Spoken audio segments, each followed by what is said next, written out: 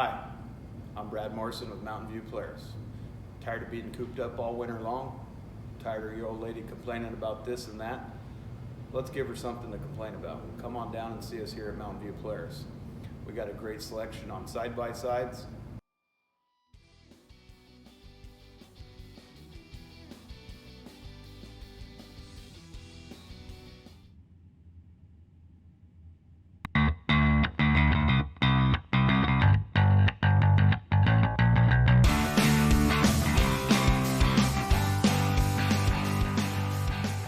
Hello race fans and welcome to the iRacing Northwest Tour presented by Joe's Racing Products. The short track racer 150 here tonight at the Stafford Motor Speedway located in Stafford Springs, Connecticut. Before we get to the A-Main, of course we got to show you the guys who have to race their way in here tonight, so we start off with the B-Main. I'm Justin Kolb alongside Greg Rentz, and Greg, these races are always fun. They give us a little insight on what to expect for the big race later on tonight. And this one's really going to set the tone on how this race is going to go because it is a hot day at Stafford here for this one. And this is going to set the tone of what to expect here in the 150-lap main event coming your way. This is going to be 60 laps, and this is going to be one heck of a show, Justin. Yes, sir, it is. You mentioned that hot track temp. 112 these guys are going to have to be dealing with. That's a very hot and slick racetrack. And it's going to make that even more intense and interesting for these guys as they try and manage. In the field here tonight, 18 drivers trying to race their way in. Only 8 will make it, 6 will advance from the top 6 positions, and then 2 will be provisionals in terms of points. We'll find out what those are in the A-Main when these guys advance over. So starting on the front row at the moment, Christopher Heim and Scott Walker based on qualifying from before, but pace car about to drop in, so we're getting ready for 60 laps around this small little racetrack here in Stafford Springs. Half mile. Pace car is in. It's going to be a while before they get back to the start-finish line. Green flag is out, and we are racing here from the Stafford Motor Speedway. Walker got a good start. The car that did not get a good start was that third-place car because he did not go at all. Yes, sir. That was the 25 car of Bill Ross Jr. They almost made it 3 wide, and they almost do it again heading into turn 3. And the caution is out. Under caution right away here at Stafford. I believe it may have been the 13 of Ted Sham. Taking a look here on the replay. Oh, looks like he just got turned and immediately upside down. That's not the first time we've seen that here tonight, Greg. No, and that was a hard hit for Ted Shan also, and he barrel rolled down the straightaway, so kind of a rough start to this B main for Ted Sham. And unfortunately, that was not of his doing, it appeared, from the onboard there. So a tough break, didn't even get to complete a lap. The 13 car didn't, or he completed 1, but that's about where his night will end. Has to take a tow, and that will take a while, so if he can get back out, he's going to be multiple laps down. So that's an unfortunate way to start the evening here tonight. So Christopher Heim leads the way early. No laps or no green flag laps complete, I should say. We're working lap 3. Both have been completed under caution. A couple of Fords up front with Christopher Heim and Scott Walker started on the front row. Heim got the better start and was able to get to the lead. So now we'll see what he can do here on this first restart. And we do have a few people we need to watch here tonight, Greg. We saw in practice here the 34 was pretty fast, but another guy that has quite a bit of speed and didn't really get to show it in qualifying was that 48 of Travis McKinney. Yeah, Travis McKinney was top of the charts in the practice before this B main, and he was top of the charts in practice yesterday. However, something happened on this qualifying session. He did not get a time, so he had to start at the very back of the field. He's already +2 just simply because Ted Chan's in the wall and Adam Halm, the 69, was given an EOL penalty. So Travis McKinney already +2. He's got to pass 10 more cars if he wants to get up there and transfer in position. And based on the speed of that 48, I'm feeling like that should be no problem whatsoever. So taking a look, yep, lights are off on the pace car, so we'll try it again here. Be going green on lap 6 of 60. Again, Christopher Heim, your leader. Scott Walker in second. Chance Overholt in third. Matt Hackthorne 4th, and Bill Ross Jr. fell to 5th on that restart. See if he can't get a better restart this time, and it is single file. They will restart. All right, so Chris Heim, field in his hands. So we get set to go green. And we are green. Christopher Heim leads him into turn number 1. Scott Walker in second. And already double file behind them. It didn't look like the 44 that time got a great restart, but the 25 had to check up, could not pass them before they got to the start-finish line. And that is where the first side-by-side battle we see is. Hackathorn, new look for the 44 car after the accident last week at Iowa in the B main, or A main I should say, as he finished second in the B main. But Matt Hackathorn, a new look for the 44 car, hoping it transfers over well here tonight as we try to settle things down here in this B main. We completed a lap, which is a lot better than we could say about the last one. Yes, sir. And the 25, Bill Ross Jr. still fighting on the outside there. Now it is the 52 of Brian Lambert underneath, and it looks like he will get that spot. So Bill Ross Jr. going the wrong way early. And now the 46 of Sean Breitzman going to go underneath. Breitzman finished second last week at Iowa and is in the B main once again here tonight.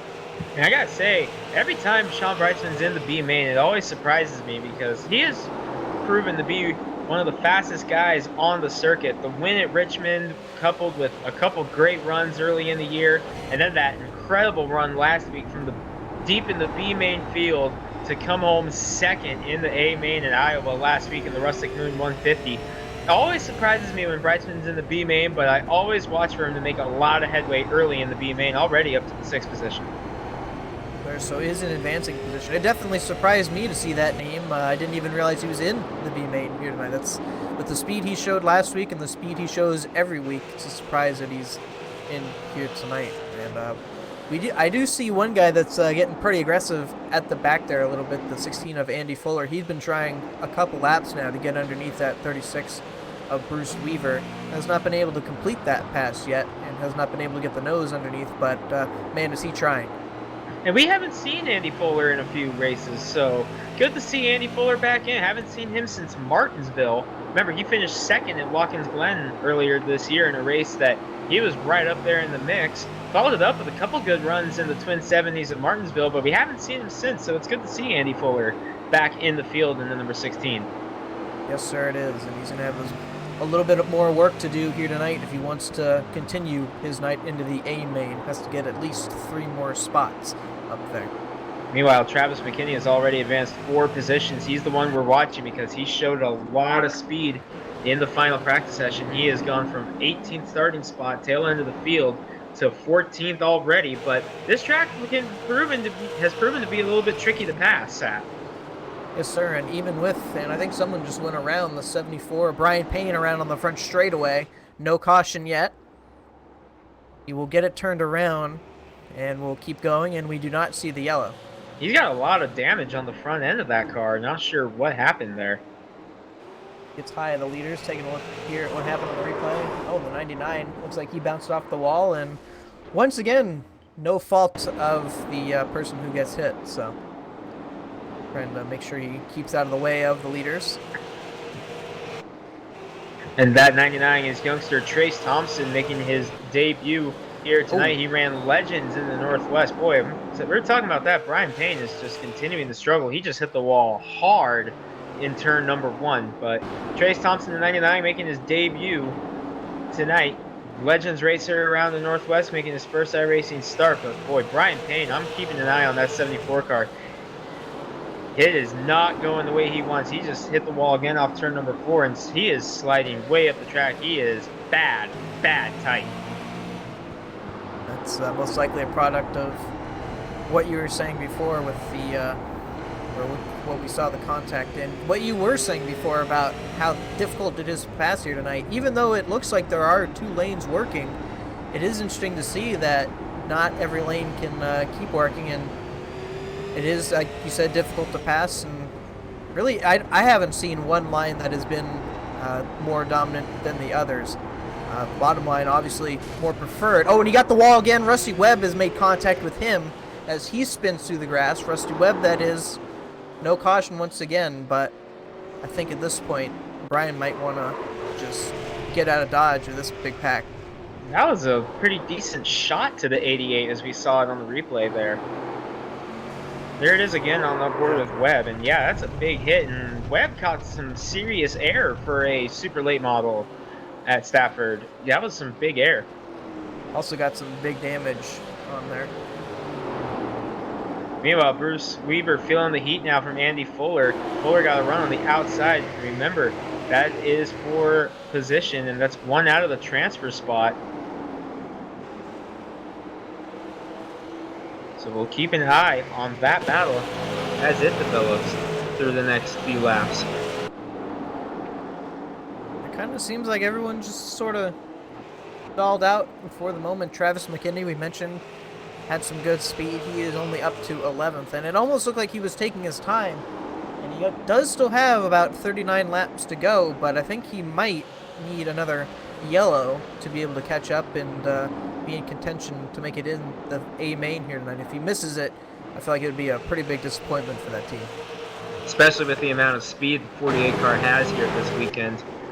And watching him, he got a little loose off turn 2 that last time by. Let's keep an eye on him this time on exit. Much better exits. He starts pulling away from Josh Robinson, still sporting the throwback scheme from a few races ago. There's a couple of cars that are still sporting that throwback scheme. Josh Robinson, Bruce Weaver, both sporting their throwback schemes from the Myrtle Beach race again.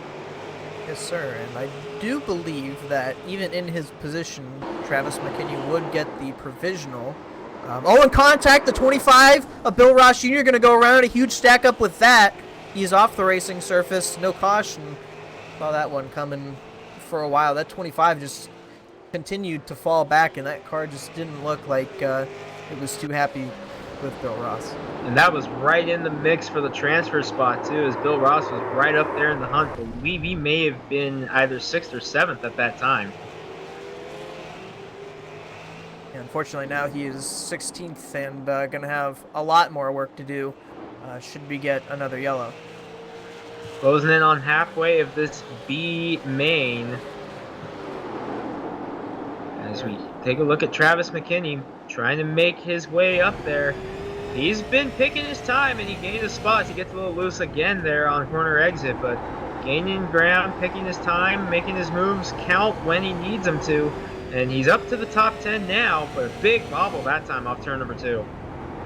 Well, I'll tell you what, up at the front, the top 5 have not let each other get away from each other. They are still basically nose to tail, and I think it's interesting at the lead at the moment. There is a bit of a different line that each other is taking. I do see Christopher Heim getting a little higher on the entry and then getting lower on exit, and it seems like that's paying off for him. He gets good runs down the front straightaway, and as soon as I say that, of course, seems like he changes up his line a little bit. And remember, Christopher Heim, he has shown speed all year long, just hasn't had the luck that you need to be successful here. But Christopher Heim, he is a guy who has shown some speed throughout the course of the year and has performed exceptionally well in the B main environment. So not really surprising to see him running this well, but still just about halfway. Actually, we are halfway right now with Christopher Heim leading the way. This is the halfway lap right now. So I do believe that Christopher does have a few B main wins under his belt, so of course, unfortunately no stranger to this, but is usually able to race his way in. Seems like there's a good battle developing for second back there. Scott Walker and Shannis Overholt trying to get on the rear bumper and rattle that cage a little bit.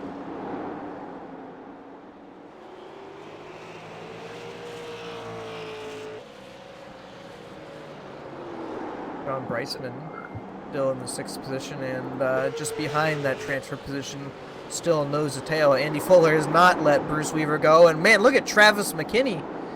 Got up the racetrack a little bit, and I thought he was going to be able to make that stick, but he's up to 9th at the moment, and slowly closing in on that transfer position. He's halfway through the field from his starting spot, and he's only got to pass 3 more cars to break into that transfer spot, and 33 laps in. This is a great showing for that 48 car, but we'll see if it can continue.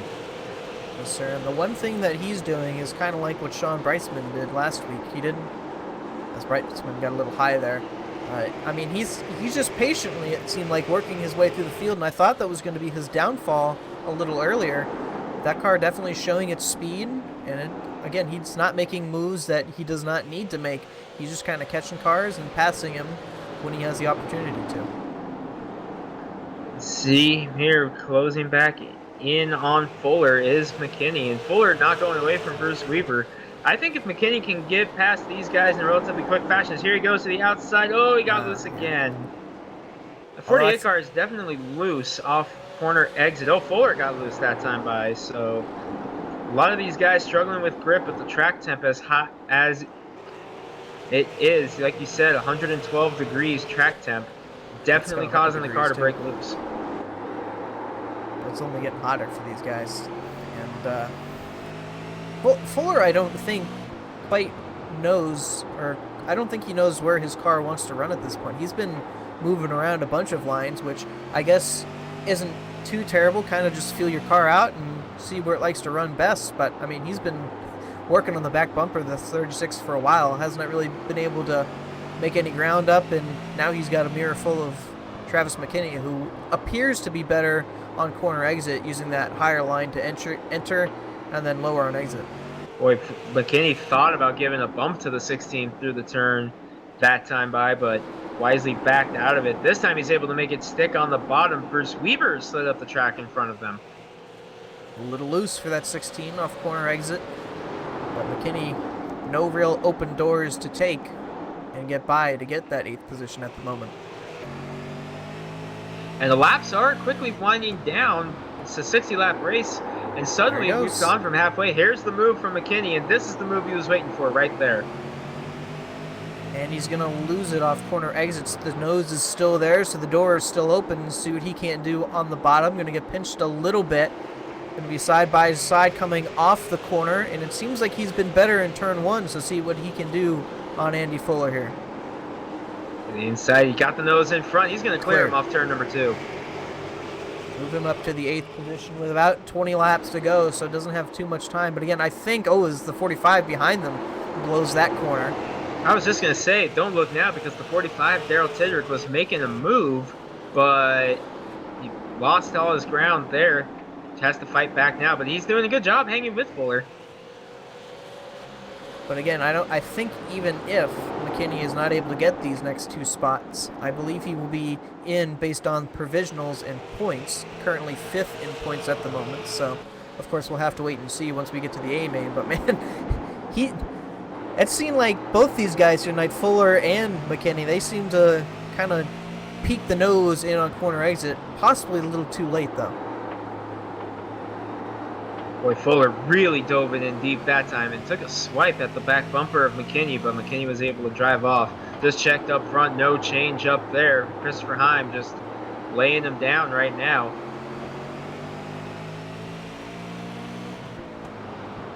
Walker is reeling him in slowly, though. You got a cloud over the track at the moment. That'll help cool the track down just a tad. That'll help get these guys some grip that some of these guys may be looking for.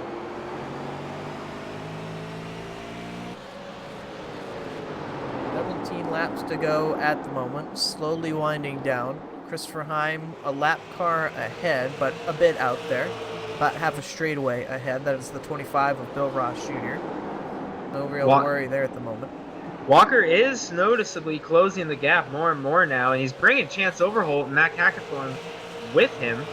So this B main may not be settled as far as the win goes, but I don't expect to see these guys push the envelope too much and risk maybe not transferring into the race. I didn't catch that, but Hackathorn really sailed it into turn 1 there. Just about got to the rear bumper of that 62, but of course that hurt his exit speed. Oh, the 51 into the wall a little bit, just a tap, and you see the 36 of Bruce Weaver through the grass. And he's bringing it to pit road. That is a heartbreaker for Bruce Weaver. Oh, and just got loose, and unfortunately the 48 of Travis McKinney probably didn't even know that he was sideways and losing momentum, and unfortunately just turned him around. No fault of his own there. No, definitely not. That's a tough break for Bruce Weaver. And Bruce has disconnected from the session, so that'll be the end for the 36th tonight. But man, he had a pretty good car as well, but unfortunately that'll be the end of it. All right, well that changes the picture up front, because now Travis McKinney, he's only got to get past one more car to transfer in, but it's that 46 car of Sean Brightsman, who we've seen a lot of speed lately out of that 46 car. Yes, sir. And I'm thinking that either one of these guys, as Brightsman is second in points, McKinney in fifth. I think either one of these guys, it's not really going to matter where they finish at this point. I think they're both locked in. But Daryl Tidrick has been a car that's kind of surprised me as well back there. Should he get into this picture, I think it might be a little late, but should he mount a run, I think he definitely has a fast car as well. Especially with the amount of damage he has on the front of that car. Yeah. That is a big surprise. And I think as long as one of these two in front of him, Brightsman or McKinney, as long as one of them transfer in on position, I think Tidrick will be good. Here comes McKinney to the inside. That door was open just a tad, and McKinney took full advantage of it. Nose still in there as they head into turn one. But man, Brightsman, I thought he was going to have better exit speed, but it's still about even there. 46 with the advantage. McKinney not giving up. Brightsman, that time he had a good run, and that's combined with McKinney getting a little loose. But like you said, he brushed the wall a little bit, so that opened the door right back up for McKinney. And we've got a handful of laps to go, and the transfer spot is side by side. Yes, sir, and still side by side in the hottest battle on the track at the moment. McKinney with the advantage. Here comes Brightsman, dead even at the line there. But I think this is where McKinney gets it. Sails it into turn one. Going to try and slide up. Will get the position. Brightsman going to cross under. Does not have the nose there. And put McKinney into the transfer position. Boy, my eyes shot about 3 times as wide when I saw Brightsman making that up and under. I thought he was maybe going to be able to get the run because he has seemed stronger on corner exit, but not to be there. And not to be denied is Travis McKinney from 18th into the final transfer spot in just 5 laps to go. Oh man, that's really been McKinney's bread and butter. Because whenever he at least has a nose in, if he can sail it in, he's always made that pass. And I mean, it hasn't been a noticeably aggressive slide job either. He just sails it into the corner a little harder, but you don't see it as bad on exit in terms of that car behind really catching up. Back up front, Christopher Heim is catching up to lap traffic in the 74 of Brian Payne, and with just a handful of laps to go, he's got to be careful here to pick his spot around that 74 because Scott Walker is there. He is, and one wrong move for this 51 could mean finishing second here in the B main will still advance, but of course, always want to be on top of that podium whenever you can. And this is really what I've seen this 51 do kind of all night. Oh, and the caution is out. This race is over. The 69 of Adam Hall. This will be the race. I believe he might be stuck in the wall. No, he is not. He's backing up. Taking a look at what happened. One of the Pontiacs on the field. The 47, wow, Josh Robinson actually spun around and... That was a pretty decent hit for the 69 of Adam Hall. I don't think he expected him to slide up the track, and unfortunately just thought a little too late there. Well, this race is over, and Christopher Heim is going to go wire to wire and transfer into the B main, and that's got to be a big confidence booster for that 51 to finally get that B main win. Yes, sir. But as well as this 34 of Scott Walker, I believe he does have some good speed in that car. I mean, wasn't able to get by, but mentioned before, this track not too great for passing, but I think we're going to have to keep our eyes on Scott Walker as well back there. So transferring in on position, Christopher Heim, Scott Walker, Chance Overholt, Matt Hackathorn, Brian Lambert, and Travis McKinney are the 6 that transfer in on position. Sean Brightsman misses the cut position-wise, but with him being second in points, he's going to no doubt transfer into the A main. And I believe, looking at the rest of the results, if I had to hazard a guess, it would be either the 47 of Robinson or the 45 of Daryl Tidrick that would get the other transfer spot. I believe for that we're going to have to wait and see once we get into the A main.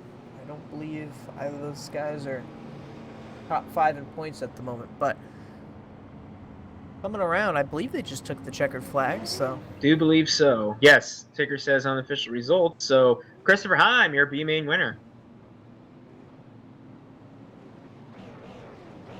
All right, well, like you said, good momentum booster for that 51.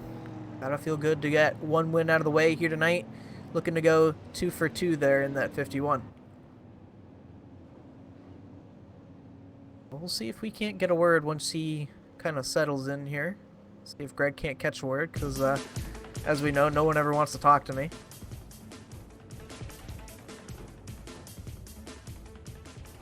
One good thing about running in the B main as well is you get an idea of what lines you can run, and I believe Christopher Heim took full advantage of that. I believe we have him ready here.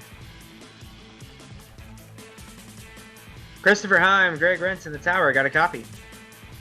10-4, Greg. Hey man, good run, solid wire to wire.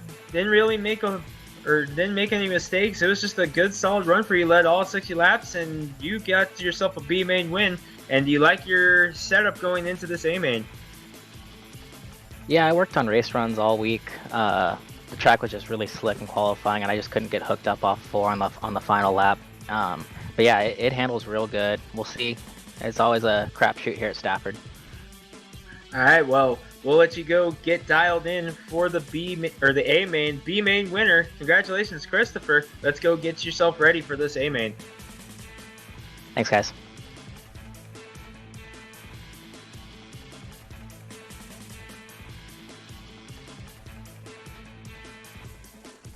All right. Let's see if we can't bring in the second place here tonight, Greg. Yeah, Scott Walker, Greg Rentz in the tower. Got a copy. Hey, Scott Walker, Greg Rentz in the tower. Do you have a copy? Yes, I do. Can you hear me? Yep, there you are. All right, so Scott started second and kind of just rode it out. Put some pressure on the 51 of Christopher Heim near the end, but all in all, a solid performance, and looks like you got some good speed in that 34 car going into that A main. Thank you. I think my goal in the race is just going to be to keep the right front on the car without losing too much track position. I have a real bad habit of driving the right front off in these races. So we'll see. I started second. I knew as long as I was in a transfer spot, I was going to take it easy. At the end, I thought, if I can pressure him into a mistake and get an easy pass, I'll take it. But if not, I'm not going to risk anything. So that's kind of was the plan, and that's how we did it. All right, Scott, so you're going to be starting 18th position in the A main. Do you have a strategy going into that A main as far as passing cars? Not really. I just assess the situations as they come and take it one car at a time, one lap at a time. So hopefully I'll stay out of trouble and make it to the end. All right, we'll let you go get ready for the A main. Rolling off 18th, a second in the B main. Good luck in the main event, Scott. All right, thank you. That was second place, Scott Walker. Let's see if we can dial up third place. Chance Overholt, Greg Rentz in the tower. Got a copy. Yeah, I got you. All right, hey, Chance, another solid B main performance. You follow up that win at Iowa last week with another third place here tonight at Stafford and getting set to go into the A main. What's your strategy? Because we didn't really see you get to test a whole lot of traffic. Yeah, for me, it was more my game plan was to fall in line somewhere and cruise a little bit. I'll tell you what, the track conditions are a little rough. Really, really hard to get off the corner. So for me, I just wanted to finish the race and try and get into this A main. There's going to be some stout competition, so just going to have to try and keep all the fenders on it, tires under it, and see if I have something at the end here. All right, well, we'll let you go get ready, as I believe practice is getting ready to start here shortly. So we'll let you go get ready, but good luck in the A main, Chance, and we will maybe see you afterwards. All right, thanks, guys. All right. Well, that wraps up our B main here tonight. And Greg, kind of like I would say last week, not a whole lot of action, but once we got into the A main, these guys really got racy. Yeah, I think now the B mains are beginning to settle down a little bit once guys started realizing that The B main is definitely one you do not want to push yourself too hard with, especially at these short tracks where the laps click off, because if you push yourself too hard, you can take yourself out of contention early, like we saw with Ted Shan, first lap in the wall, and he was out of the race before the lap was even completed. So I think the B mains have really settled down, and I think a lot of guys are beginning to race a little bit smarter, and that's really transferring over, and we're really starting to see some good action in the B main. Yes, sir. And one thing for certain here tonight, Greg, these walls, they come up on you in a hurry. Yeah, they definitely do, and we saw a lot of that with several guys catching the wall in the early stages, but it looked like it settled down a little bit once we got a long green flag run going. Justin, let's take a look at the results. Yes, sir. It is Christopher Heim coming home with the B main win here tonight. Scott Walker finishes second. Chance Overholt comes home in third. Matt Hackthorne fourth. Brian Lambert fifth. And Travis McKinney rounds out your top six, who will advance into the A main here tonight. Sean Brightsman, the 47, should be transferring in as he was second in points. Daryl Tidrick eighth. Have to wait and see his fate, as I believe he's up there in the mix for that. Andy Fuller, Josh Robinson finish out the top 10. And Rusty Webb going to come home in 11th. Bill Ross Jr. in 12th. He didn't look like he could quite ever get that car underneath. I'm sure track conditions didn't help either. That car seemed evil all night. Trace Thompson comes home in 13th. Unfortunately does not make the A main here tonight in his first start. Adam Holm in 14th, and Brian Payne rounds up top 15 after that contact with the wall. Bruce Weaver, Jade Williams, and Ted Shan, none of them were able to finish out the race. Unfortunate night for them, as they will go and try to reset and just get ready for the next race at Phoenix.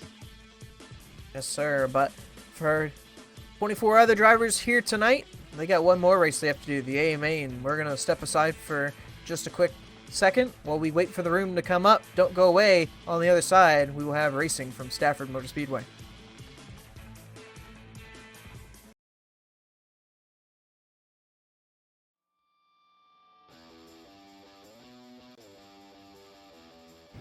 Hi, I'm Brad Morrison with MountainView Polaris. Tired of being cooped up all winter long? Tired of your old lady complaining about this and that? Let's give her something to complain about. Come on down and see us here at MountainView Polaris. We got a great selection on side-by-sides,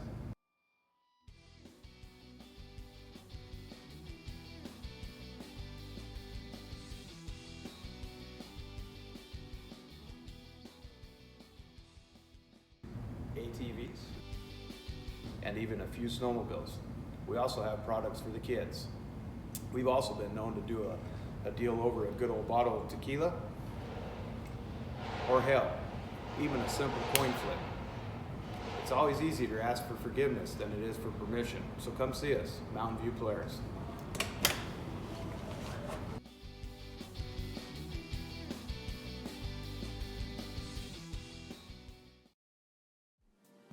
Do you have an old crap can like this taking up space in your driveway? Are you still holding on to your old high school whip? Did your aunt run off to Alaska with her boyfriend and leave her shitbox Cadillac sitting next to your house? If so, call Woffords Towing. They haul off junk cars just like these, and they even pay you cash for those old clunkers. So let's recap. We take your pile of crap, we put it in our state-of-the-art pancake maker, and we squeeze out all the cash. Woffords Towing and Auto Wrecking, 201 South Frontage Road, Wapato, 509-877-4944.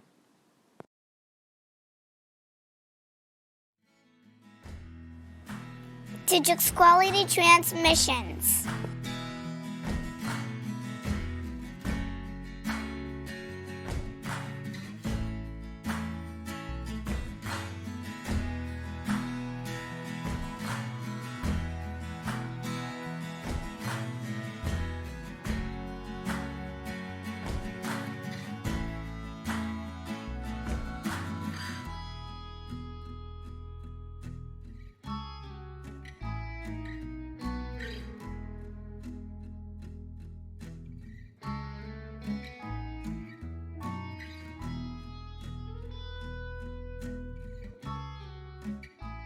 Come see us today. Thank you.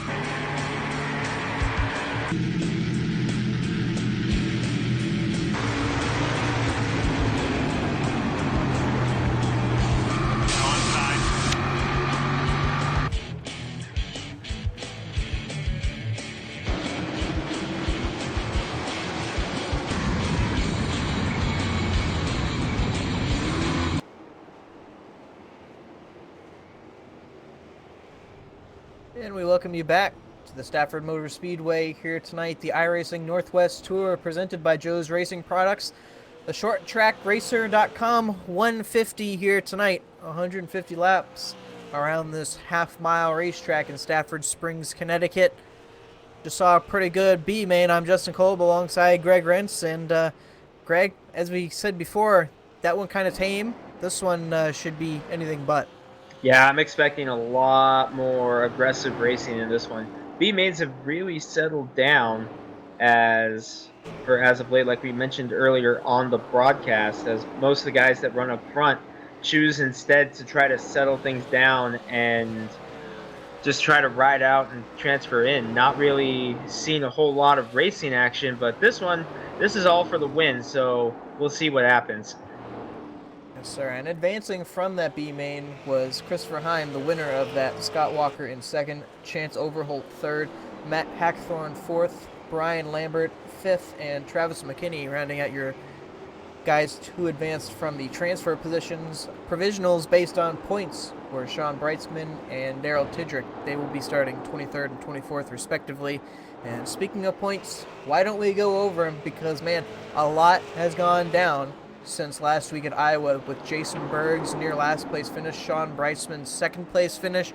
That has tightened these points up quite a bit, with Jason Berg having 725 points, but Breitzman has closed it almost about in half with 55 points the deficit now.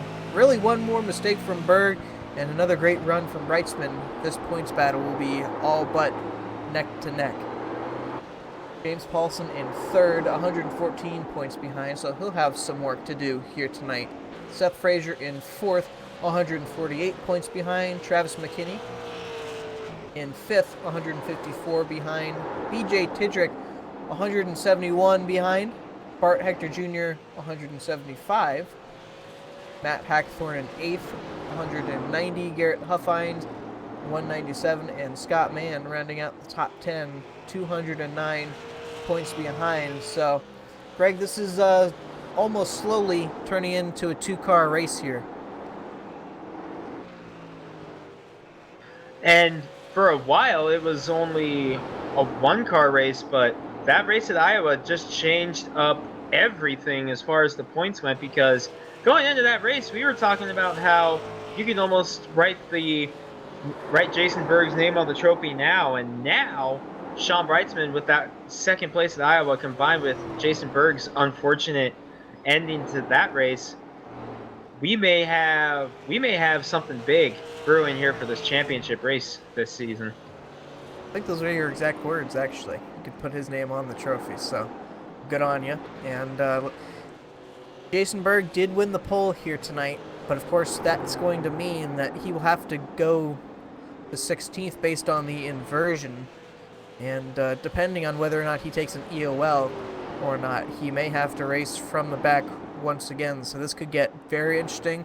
We know how slick this track is. Track temp at the moment is 114, so possibly the hottest we've seen so far, and I'm sure that's only going to get hotter in the race.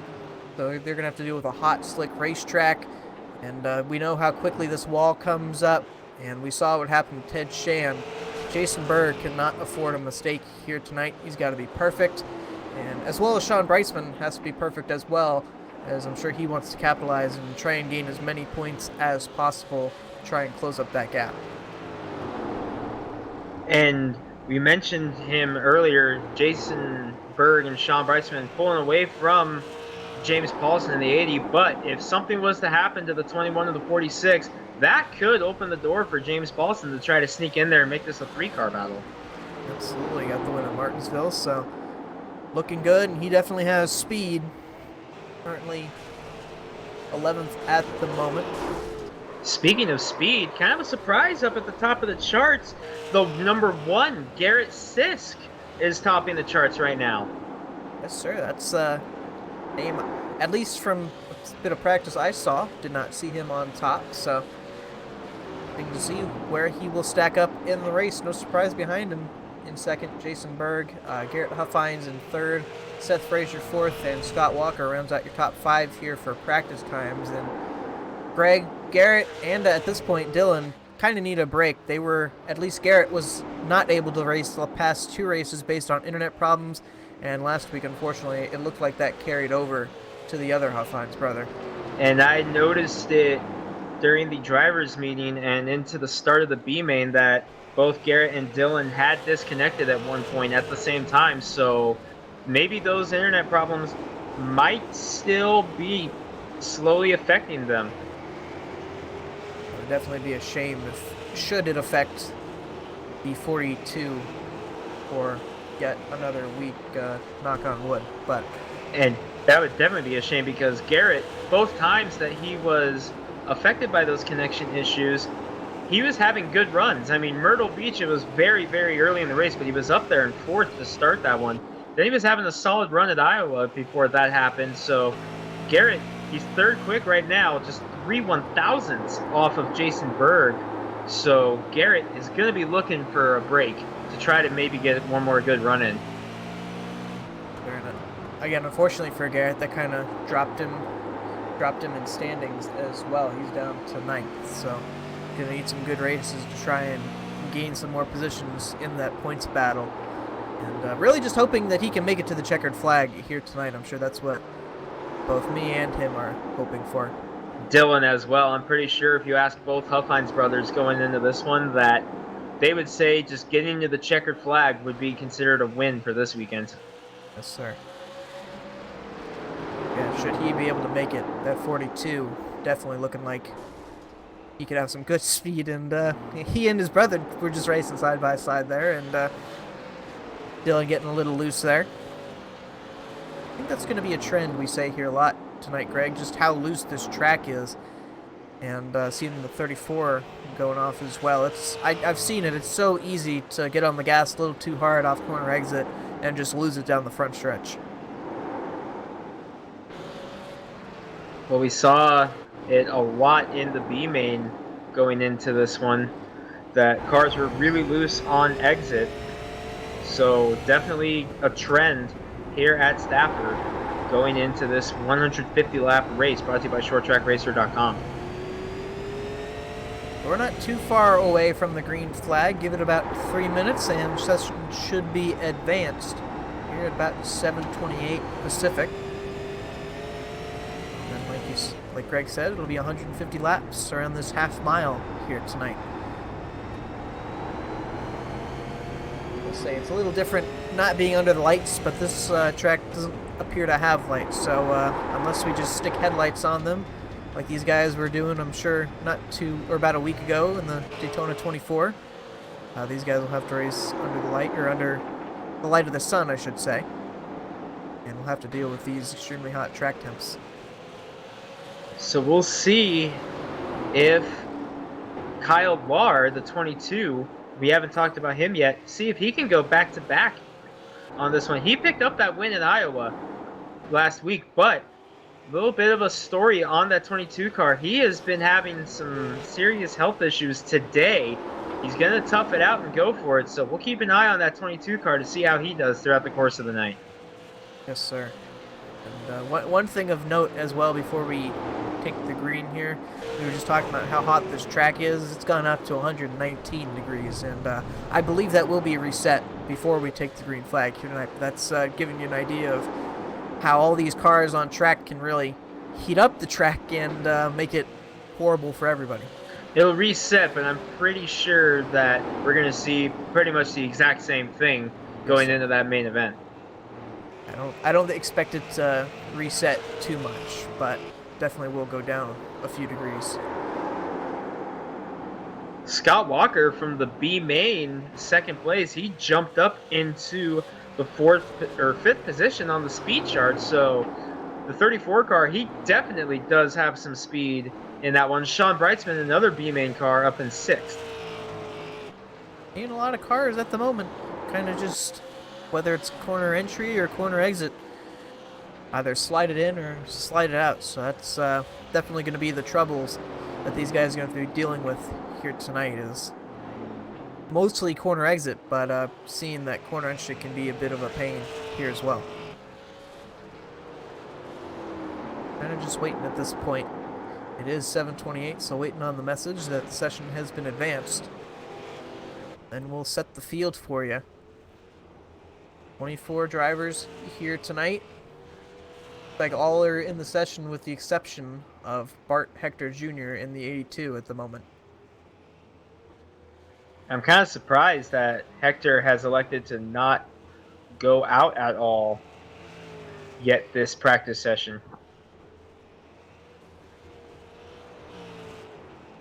And you know how difficult not getting the time can be, and of course time not going to matter, but lose valuable track time as well for the practice that you get just before the race. I feel like that's oh so important here.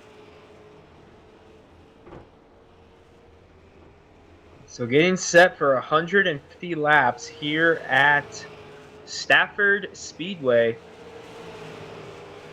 And Justin, you mentioned you expect this race to be a lot racier, but do you expect guys to just go all out right at the get-go, or are you expecting them to kind of take their time to start this one off? Well, I would like to say I expect them to take their time, but we know how these races go. Everybody wants to get as much track position as possible on starts and restarts. And was that car over? Oh, all right. We have a running tally over here, but I don't know what it is about this track, though, Greg. We've seen, at least in the practice before this, quite a bit of rollovers. Yeah, kind of surprising for the characteristics of this track. You wouldn't really expect to see a whole lot of that, but we've seen quite a bit of it throughout the course of the day. Saw it in the B-main with Ted Chan.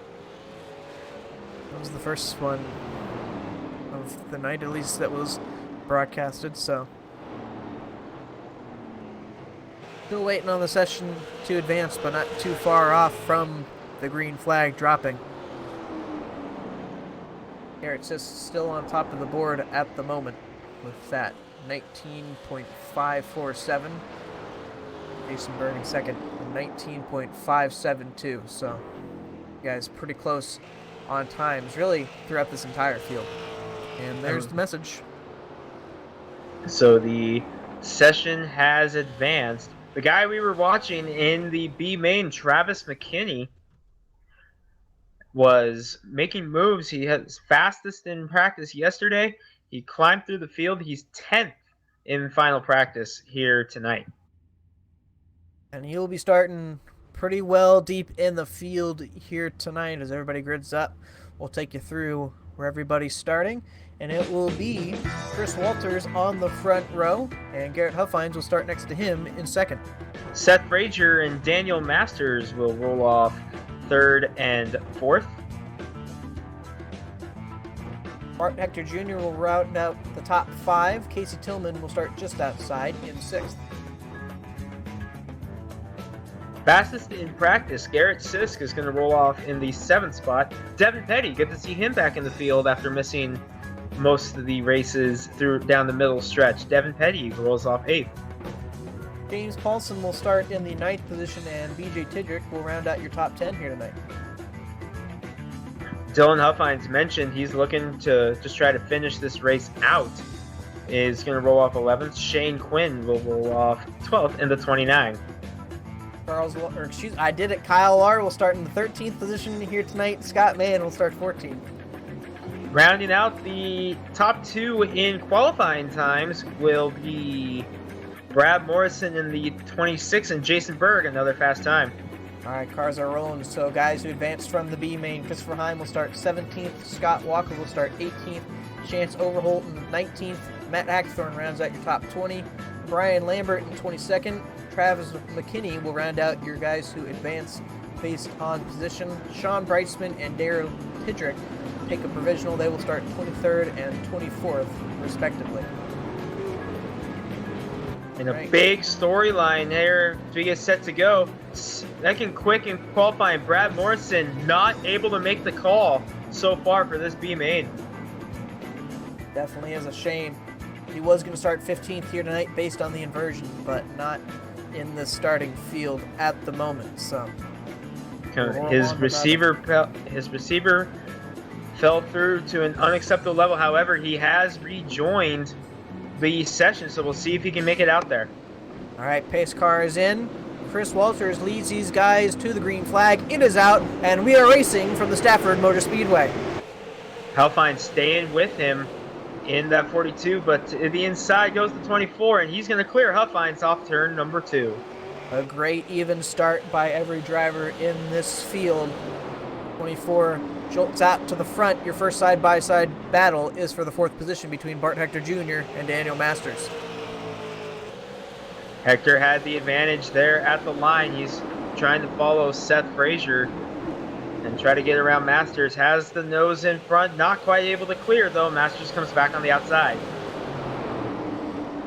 Hector dives it in. He will take that spot away. Garrett Sisk, fastest in practice, now to the inside of that 3 car. And the 3 looking like he's getting freight trained on that high side at the moment. Garrett Sisk, he was fastest in final practice. Being followed now by Devin Petty. Good to see Petty. Oh, Petty makes contact with Masters. down the backstretch. Oh, someone turned around towards the back. Caution is out. 72. I see a BJ Tidrick involved there.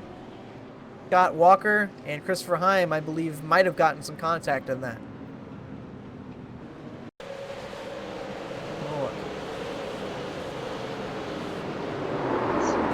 Oh, contact between Scott Mann and BJ Tidrick. Turn 3. And Jason Berg, points leader, just barely squeaked through that. Well, gee, he had to avoid disaster here tonight. Looks like he's 1 for 1 so far on board with 72. So it's turned around. Luckily, not too hard of hits for most of these guys. The 34 did, I believe, rear end the 72, but actually, I'm not. From that angle, I'm not so sure the 21 did get through scot-free. Another look. This is looking at the 34 of Walker. On board with 21. Yeah, just barely. He might have gotten a little tap to the door, but even so, no damage. I don't believe it'll affect him at all. No. Well, on the right track so far. But we did at least get through a few laps of this A main here tonight. Not so lucky in the B main before we had a car literally upside down, so get through pretty much as clean as you could with that wreck. Looking at the 21 of Berg, I see a slight little dent right around the right front fender, but I don't think that should affect him at all. This track, definitely not. Aerodynamic dependent, so he should be all good, and I'm sure that car is, I'm sure he's gonna get, well, never mind, Jason Berg's a pretty patient driver, so I was gonna say, I was thinking that car was gonna get a little bit more worse for wear, but he likes to keep this car clean. So lights are off on the pace car. We will be going green flag racing this time by. The leader is still Christopher Walker. Garrett Huffines in second. Seth Fraser third. Bart Hector Jr. in fourth. Garrett Sisk rounds out your top 5 here as the pace car pulls down. So let's see what happens on this restart. Field in the hands of Chris Walters in the 24. It is green. Here we go. Wow. And Huffines got a much better start that time. Was able to stick with him, but man, Walters is strong on entry. A little contact there with the 92 and 7 behind. They all get it straightened out, and they keep going. I think that's possibly the first time as the 02. Oh, and the 82 of Bart Hector Jr. Possibly some contact, overshoots the corner, and while all that happens, Seth Fraser gets underneath the 42 of Garrett Huffines for second. 3 wide behind this battle. Oh, Berg and Dylan Huffines come together a little bit, but man, that was a great save by Hector. I saw it up at the top of my screen, and I thought for sure Hector was going in the wall, and somehow he kept it off. Berg. Garrett Huffines going the wrong way here at the moment. Garrett Sisk was able to get by, and Greg, I think that's the best restart we've seen from the second place driver all season long. Actually beat the 24 to the line there. And normally these leaders, once that pace car drops in and they have a good enough point at where they know they can go, they're gone. Yeah, it was a great restart by Garrett Huffines, but man, that 24 is strong on entry, and he was able to drive away from Dylan and get back out front, but now he's feeling heavy pressure from Seth Fraser of the 02. And Garrett Sisk, who was fastest in that final practice. The name we haven't gotten to talk a whole lot about lately, that 02 of Seth Fraser on the move at the moment, trying to get the nose underneath that 24. He's all but there, but the door not quite open yet. And Fraser, he had his breakout run for the season, I would say, at the Snowball Derby back at Five Flag Speedway in Pensacola earlier this year, as he went from the B main, and he was right up there in the mix with Matt Kingsbury and Jason Berg. Berg wound up taking the win in that one, but I would say that would have been Seth Fraser's breakout performance of this season. Hasn't really had a whole lot of luck since then, but now he's really showing some speed in that 02 going after Chris Walters. Had the nose underneath for just a second. Didn't quite have the momentum off the corner. Oh, someone in the wall back there. Matt Hackathorn. And Sean Breitzman as well. Breitzman have any damage? We go yellow. Breitzman does not. Look at the replay here on board with the 46. Couple cars from the B main. Oh, wow. Oh, that happened way ahead of him, and Hackathorn went for a ride. Brightsman just slowed it down to try to avoid it. Well, we will take that look on the 44 since a little loose off the corner. Oh, had some contact with, looked like the 45 of Daryl Tidricks. Oh, Berg got in that. I believe that was Jason Was that Berg. Or Was the that 90 of Jason Scott Berg? Mann? Both cars look very similar. That was not the Berg. 90 of Scott That was the Mann. 90 of Scott Mann.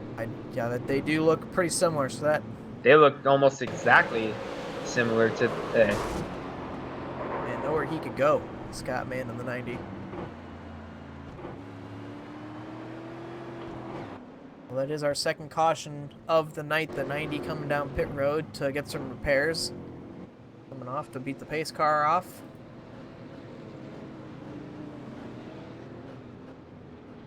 Matt Hackathorn on pit road. An update on one of the faster guys, or from at least an advance through the B main, and one of the guys that we've kept tabs on, the 48 of Travis McKinney, currently in 14th. So he's gone up from 22nd to the 14th position. So, and Christopher Heim in the 51, the B main winner, came up with him as well in the 13th position at the moment. So Hackathorn pulls out of pit road, and he's going to have a long way to go now, as he is a lap down. Looks like he's the only car that is a lap down, so he would be in position to get the lucky dog if we get another yellow, which, Justin, I'm pretty sure with this only being 15 laps in of 150, with the way this track has been, I'm pretty sure we're going to see another yellow. Oh, yeah. Yeah, that's safe to say, but these guys have been doing quite a bit of racing in between the yellows, so been exciting to watch. Still currently 23 cars on the track too. Brad Morrison never came back out, so still 23 cars on the track. Brad Morrison looks like he'll come home in the 24th position. That's got to be a heartbreaker for Brad Morrison, timing in second quick, and then just to have connection issues right before that race started. Yes, sir. All right, lights are out on the pace car. Chris Walters still your leader. Seth Fraser up second. See if he can't get a great restart like that 42 did last time. I'm not sure whether it was Chris Walters sleeping or that 42 just knowing when to jump, but either way, that 24 did not get a good one last time. See if he can redeem himself on this restart.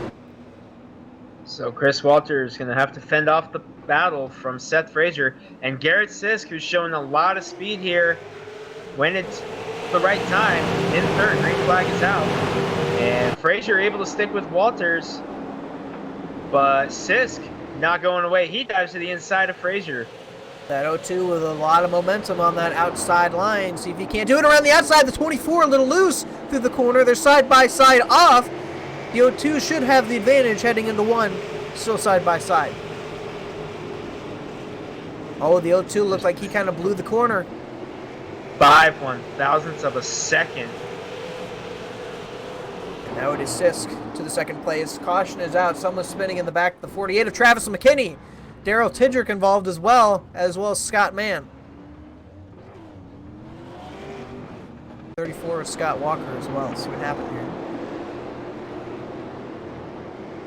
It's Casey Tillman to the extreme outside. Oh, Tillman got in the wall, and yeah.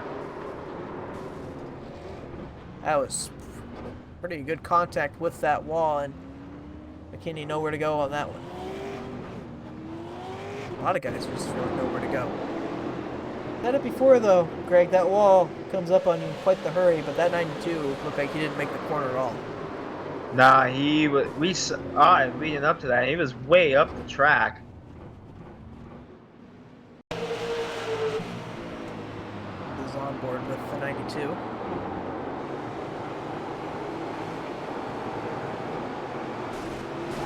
Comes up in a hurry, man. 48 blindsided by both sides. Well, I guess I shouldn't have given that update, huh? That's all. I always give the commentator's curse to someone. Unfortunately, it looks like Travis McKinney is the recipient this week. He's on board with that 48. Man. That was a big shot, too, to the 48 of McKinney from the 92, or the 34, I believe, was the one that actually got hit. Cars almost seem like they want to keep going over. See how quickly that 48 got a little bit of airtime. It's interesting to see at this racetrack. We haven't really seen that all season. So definitely tough break as a few cars go the wayside. Up front, still Chris Walters, but now he's going to have a big challenge with Garrett Sisk. Yes, sir. He is up to second at the moment. Seth Fraser fell back to third after a good run on that outside, but couldn't quite keep it straight in turn one. So, 24 laps complete. Looking like we'll go back racing on lap 26 of 150 here tonight for the iRacing Northwest Tour presented by Joe's Racing Products, the shorttrackracer.com 150 here tonight in Stafford Springs, Connecticut. So Casey Tillman was given an EOL penalty. He will start at the back. Some good news for these drivers, though, is that the track temp went down dramatically. It was about 120 degrees in that practice they were running. It's down to 90 degrees at the moment. That's pretty dramatic. That's going to help with a lot of grip. Yes, I believe someone may have gotten the wall. Lights are off on the pace car, so we're going racing this time. Lap 26. Pace car's going to dive down. Single file restart, it would appear. Great news for Chris Walters. It looks like he's all over the loud pedal already.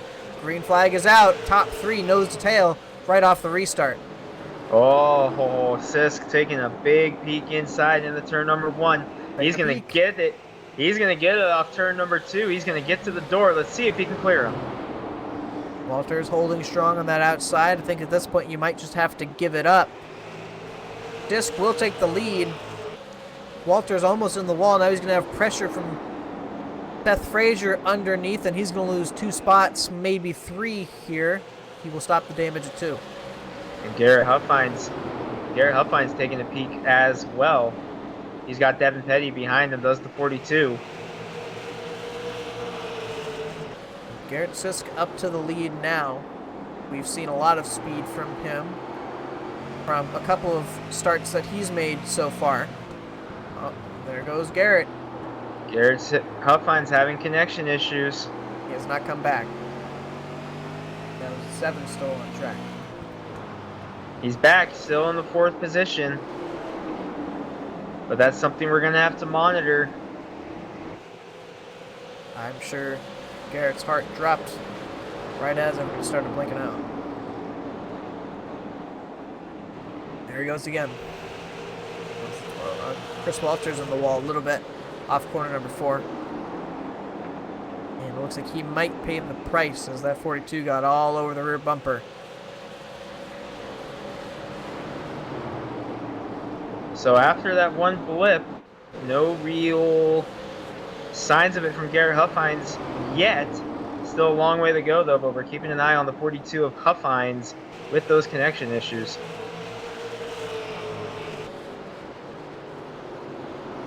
Cars that we're keeping an eye on. Points leader Jason Berg up to 7th at the moment. Kyle Lar, last week's winner, up to 8th, just behind as well. These guys are making steady progress. Berg currently going after Bart Hector Jr. in the 82 right now. Kyle Lar right behind him. Greg, it looked like they got a little racy in the beginning, but at this point they're kind of just single file, looking like they're minding their P's and Q's at this point. I think they realize that may be tough to get passing, so they're probably waiting to try to settle the cars down and wait for the guys to make their mistakes. Or possibly heat up those tires, start making mistakes like you said. By the way, just looking for some opportunity to get to that inside. One guy who's not making a mistake so far has been the number 1 of Garrett Sisk, 0.6 of a second in front of Seth Fraser last time by, up to 7 now. So Garrett Sisk the race leader, he's not really showing signs of conservation at the moment, but I don't think he's pushing it to the limit right now either. Fastest in practice before we took the green flag. Car definitely has a lot of speed, as well as Seth Fraser and Chris Walters. Kind of nose to tail, all behind the leaders though. Starts with the 12 of Devin Petty. Goes on from there. It's been a good battle. Been a good battle between these guys, as Petty is a little bit ahead of Hector. So we'll see what happens here. As Berg gets to the inside of Hector, he might get the spot that time. He'll lose a little bit of momentum off the corner, but the door is still wide open for that 21. Going to use the apron to his advantage. And will still be barely at the quarter. And he's going to get at least to the door now, heading into turn 1. Really dives it in. It's probably going to hurt his exit. No, he's going to get a better one than Bart Hector Jr. The advantage to the 21 at the moment. Hector not going away though, but here comes Kyle Lahr. Boy, that 22 car, I don't know what it was, but ever since that great run at Myrtle Beach, that 22 car has been riding that wave of momentum. Kyle Lahr has really had a very, very strong 3-race stretch here.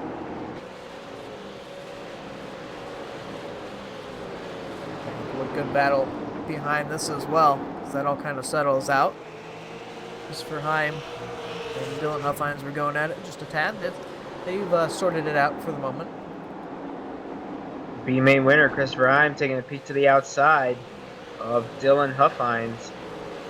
Now crossover by Heim, now he goes to the inside. It almost sounded like someone was going around in the field, but who's still going at it.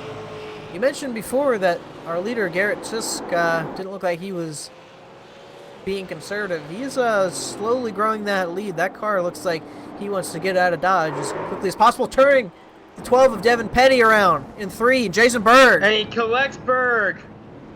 I don't believe Berg got too much damage. Oh, he's got some pretty significant left front damage on that 21 car. Yeah, I think this 12 got some help here. Oh, yeah. Now, he did blink, but how much that affected Jason Berg, obviously, you'll have to ask the driver about that. He's the onboard with the 21. Blinks out for that second, and then comes back. That is a bit of netcode, but at the same time, I think they probably still would have made some contact there. That was right before the corner that the 12 did come back. Well, we mentioned it. Berg couldn't really afford any mistakes. And Berg looking like he's involved in another one at the moment. Like you said, Greg, he does have some good left front damage. How much that will play into it, affecting that race car, I guess is to be determined here tonight. Yeah, hopefully it doesn't affect him too much, and we'll see him try to mount a charge back through the field. Lights still on. Pace car. Garrett Sisk, your leader, and I'm sure he did not want to see that most recent caution, because, man, he was just pulling away from this field.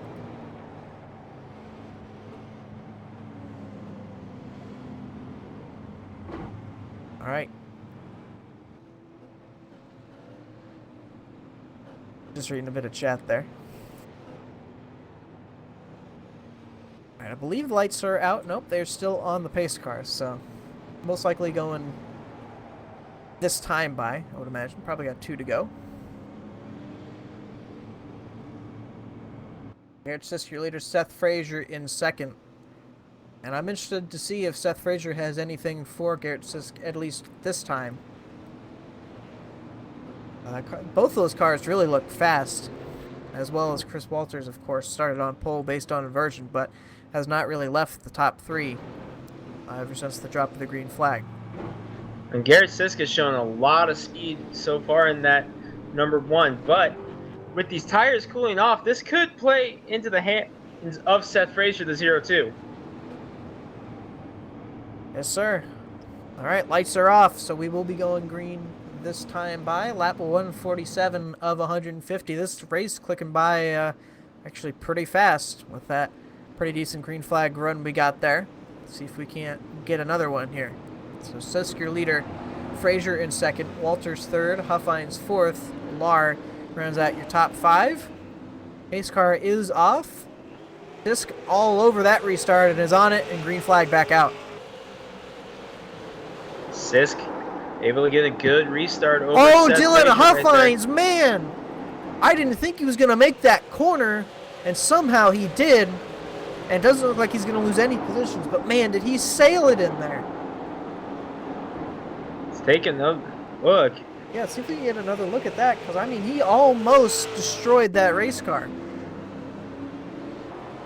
This is on the restart. Watch him just head into turn 1 here. I thought he was going to make an incredible pass on this 3. Ooh, big slide. Yeah, I don't know if we can get a better look at how sideways that race car was. Man, somehow he still has a race car in one piece. That's incredible.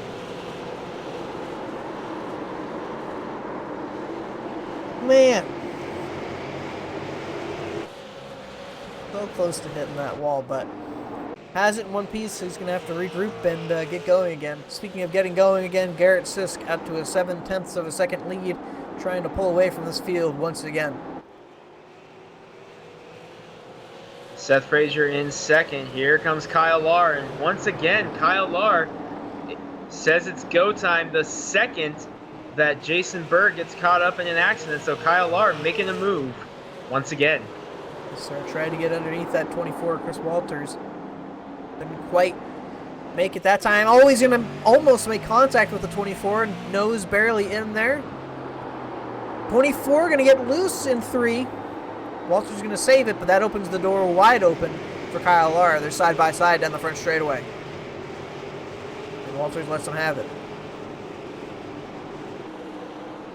And now it is Garrett Huffines all over the back bumper of the 24 and is underneath now.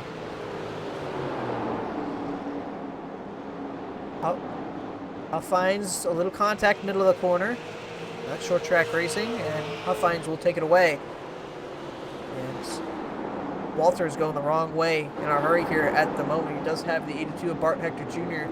just behind, but if he's far enough behind that he does not have enough of a run to mount.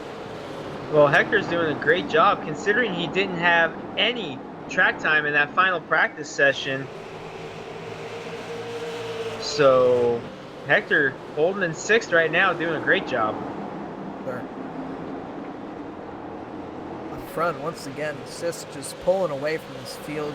A 1.3 second lead.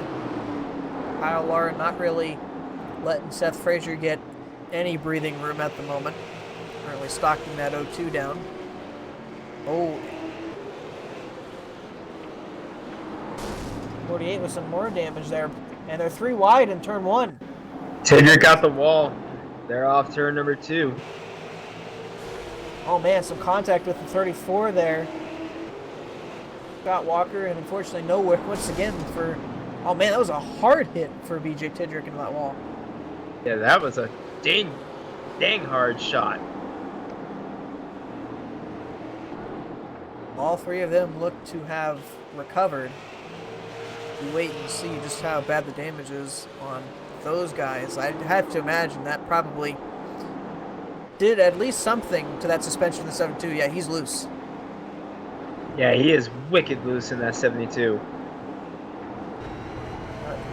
A little bit squirrely off turn 4. Looks like he's just trying to get the handle of the race car under him at this point. Up high in 3 and 4. Two that were involved in that one. 34, Scott Walker and Travis McKinney going at it in turn 1. They're side by side. And it almost looks like easily. Oh, here comes the 34 fighting back. Yeah, just going to say 34 coming back on the outside, but boy, that 34 has got a lot of damage on the right side of that car. Look at that thing. Loose off the corner. He about had that cleared. Scott Walker about... He did let him in and about got turned by the 51 of Christopher Heim. Heim about in the grass, trying to make sure he stayed off that 34. Here comes Jason Berg trying to get past all of this. That was a great job by Chris Rhymes. Oh, the 90 of Scott Mann and the 30 or the 3 of Daniel Masters just ahead of that battle. Once again, that 90 just about going over. Take a look at it here. Masters in the wall, contact with the 90, and man, I don't know what it is about tonight. These cars want to go over. They're trying desperately. And Scott, man, he's just having one of those days that you just want to get over with at this point. He's been caught up in several accidents in that 90 car. Because it didn't look like it helped. It looked like he got a little loose off the corner. But obviously, that's what finishes him off. Well, it looks like he'll have to take some more trips down pit road. No, he's actually disconnected for the night. But he has called it quits, along with Devin Petty and Brad Morrison. So 21 cars left on the track at the moment. Scott Mann has disconnected, as has Devin Petty. So a couple of guys. Well, Garrett's still your leader, and I'm telling you, man, he does not want to see these cautions. He keeps pulling amazing gaps ahead of second place. And these cautions just keep bringing them closer.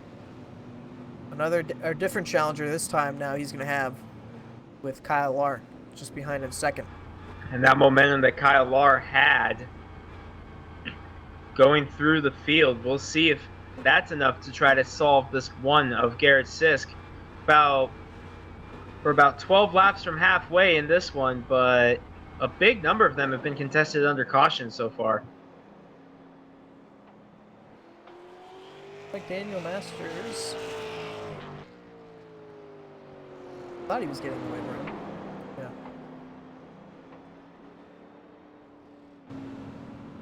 I don't know what our producer is telling us right now, but it's false information.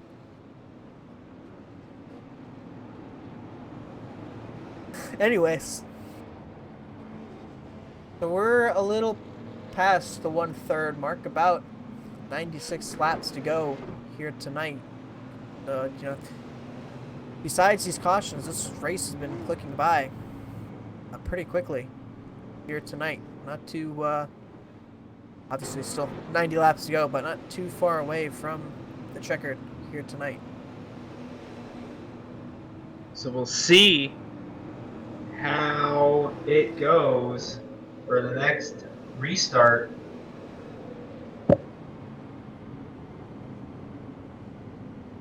Alright, well, lights, are they off? Let's take a look. Yes, they are off. So, we go in green this time, lap 66. Sisk, your leader. Kyle Larr in second, a new challenger for Sisk. Seth Fraser in third, Garrett Huffines fourth. Chris Walters rounds out your top 5. Pace car is in. Sisk got a great restart last time. See what he can do this time. On it once again, but not as good. Kyle Larr had that one timed out fairly well. And green flag once again. Kyle Larr really timed that one out well. Basically on the rear bumper of that one off 2. Larr sticking with him. Oh, Garrett Sisk, a little bit of a blink there on the 1 car. And that just was interesting. And that's something we got to keep our eyes on with Garrett Sisk now, because we've seen that with the Huffines brothers. Off turn 2. Not too much separating the leaders still. Seth Fraser a little bit far behind this battle, but Larr just about on that rear bumper. Closes the field in just a little bit through the corner. Boardings them up and through back straightaway. File out once again. All right, so Kyle Larr putting the pressure on Garrett Sisk, putting some distance between himself and Seth Fraser so far. Oh man, Chris Walters slid in the corner number 1 and thought he was just going to absolutely destroy the 42 there of Garrett Huffines. He's had a few issues with that here tonight on entry of the corner. Here's a replay. Oh. It looked a lot closer than that, I can tell you that. At least from the overhead view. But still, Chris Walters is, after such a strong start to the 24, he is not having the start that, or the middle stage, I should say, of the race. As he has really been, he's really lost ground to the top two, trying to gather it back up. Yeah, he really hasn't gained any ground up. It's when he's lost it, hasn't been able to make it up. Up front, though, Kyle Lara has been trying all the way towards the bottom to try and mount a run on that one of Garrett Sisk. Got a little closer this time. 3 and 4. Lara going to try and get up a little higher in the corner. Lara taking the higher line, like you said, through 1 and 2. See what he's got in 3 and 4. And it almost seems like he's kind of caught on to where he's exiting. Same time, he's been about that low, but it almost looks like he's getting a little lower. And Lar all over the rear bumper that time. Yeah, he got right to the back bumper of Garrett Sisk, and we're shaping. Looks like this is shaking down to be a 2-horse race here as we close in on halfway. And as close as he's been all night down the front straightaway that time, going to be about to the rear bumper off 2. And here he is. The battle for the lead is on. Taking a peek to the outside now. Oh, just a slight bobble crossover makes it work. On the back bumper. Boy, this seems to be Kyle Lar's strong spot. Right there, the entrance to turn number 1. Yes, sir. And I was going to say, if he could ever pull it off, where he gets the nose underneath on that exit of 4, that's going to pay huge dividends for him. He's going to try it again. He gets all the way to that yellow line. I think that one had a bit of a bobble. He's got the nose underneath. The one shuts the door. He's going to try and barge wide open. And he is there. That got really close off turn 2. Thought I heard one of those cars getting loose into 3 and 4. Almost looked like Kyle Lar caught a bit of a bump off turn 2 that time, but it didn't slow him down any. He's got to the inside, which is what he was wanting when he was setting that crossover up, but just not quite able to make the pass yet. I have to imagine. You have to wonder. Oh, man, that's really close there. Wow. Couldn't fit a piece of paper between the two cars there going into 3 that time. No, sir. And I do have to wonder if that bottom lane... Oh, and he's going to put the bumper to him. He's going to move him, but couldn't go anywhere with it. To the inside he goes now. That one's still struggling with handling. Kyle Lar to the lead, and he puts the bumper to him early. And will he come back? He tried. Man, he wasn't close enough, but he tried sending it into 3. Here's a replay of what happened. A bump and run. Well, he tried to run, and there he goes. And here we go into 3. You're going to watch him try and send it in. Just missed. But you know what he does with that one, Greg? He puts that one in the memory bank, and he saves that one for later.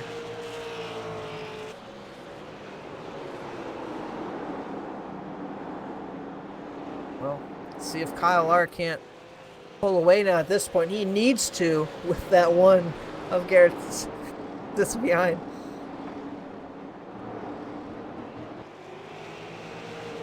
Well, that's kind of what the top 3 gets sort of spread out just a tad. Got a pretty good battle back here. It started with the 80 of James Paulson. Man, the 29 just about sent it underneath the 80 there of Shane Quinn at the 29. Paulson all over the back of Huffines right now. Sorry, Justin. I was going to say, unfortunately, we mentioned Chris Walters falling back every position he's lost, and he's right at the front of this battle, still with the 82 of Bart Hector Jr., and I have to imagine that's not going to be too long before he starts to lose a few more positions.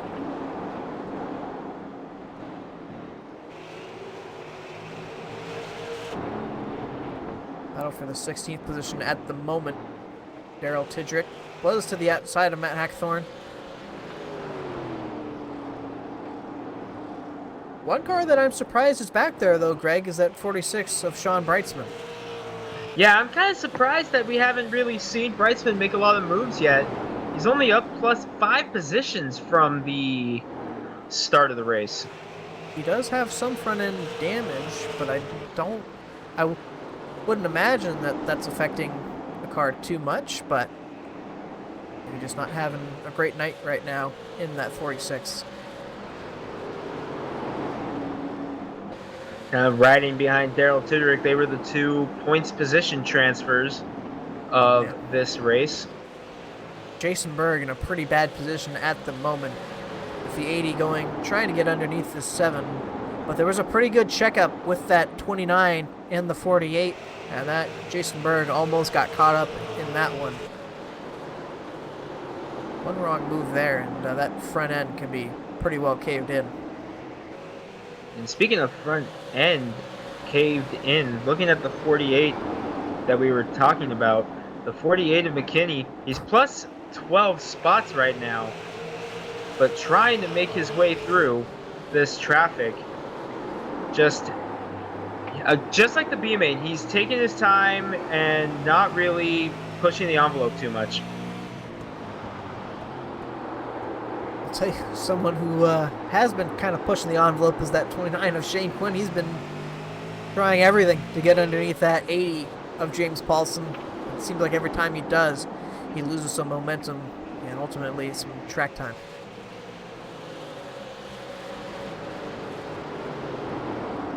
Shane Quinn feeling the heat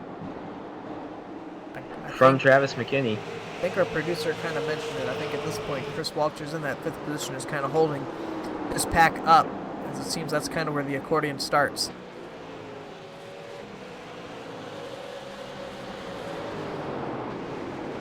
And with, that 48 man of Travis McKinney sends it around the outside. He's going to be able to make it stick back there. Oh, he's in the wall a little bit. Man, I don't know if we can get a replay of that or not, but I don't know if he missed the corner or what, but I mean, he sent it around that outside. Taking a look here in 3. Oh, it was a checkup with the 80 of James Paulson that allowed him to do that. There was some contact after that as well. He's fighting right now with the 21 of Jason Berg. They got a little close entering one.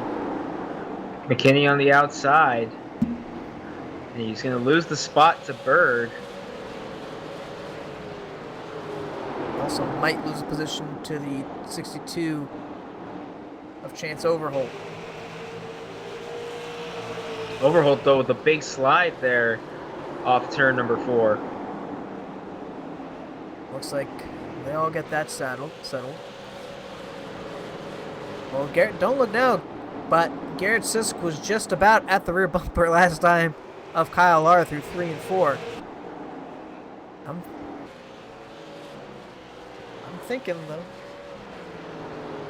thinking, though, that one is kind of hunting right now. There are lap cars ahead of this 22 of Kyle Lar. Sisk. Sorry, go ahead. I was going to say, should that slow up Lara at all? Imagine that one going to be right on the bumper and possibly lifting the rear tires off the ground. And Justin, who would you say is hungrier right now, the 22 or the 1? Because Kyle Lar, after that loss at Myrtle Beach, he just turned it up and just turned in a great performance at Iowa. Is he hungry to go back-to-back, or would you say the 1 of Sisk is hungrier with the way he's going right now, looking for that first win?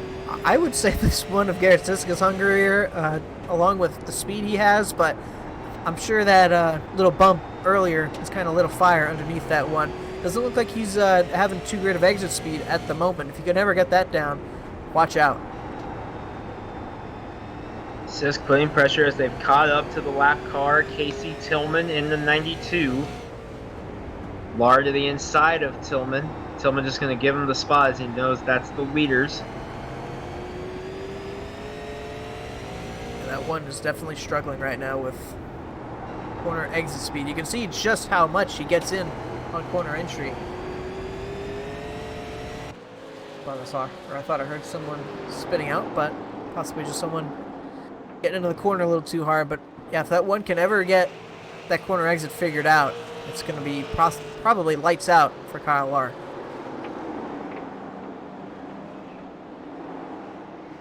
I'm wondering, though, if he's just... It almost seems like he's overdriving the entry. But is he doing that to try and get to the rear bumper? Not trying to stir the pot or anything, but you know.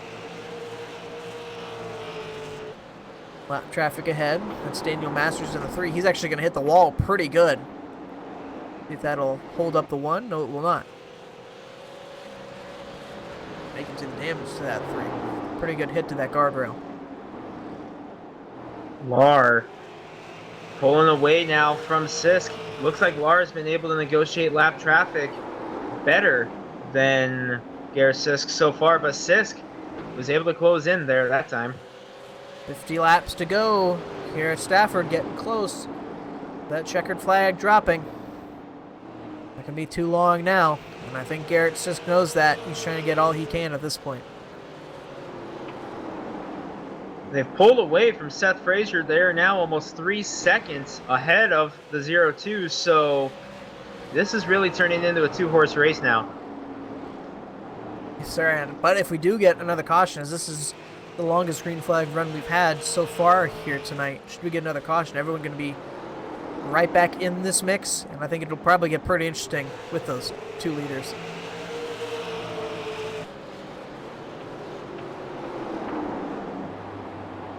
And Sisk really drove it in deep that time by into turn number 3. Almost got to the back bumper of Lar, but lost it again off of turn number 4. Well, that goes on. You see this battle right now, riding on board with the 21 of Jason Berg, 29 of Shane Quinn, and the 80 of James Paulson going at it. That is for the 8th position.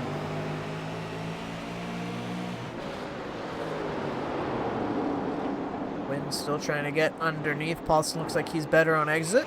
And almost some contact there. Quinn gonna have to give.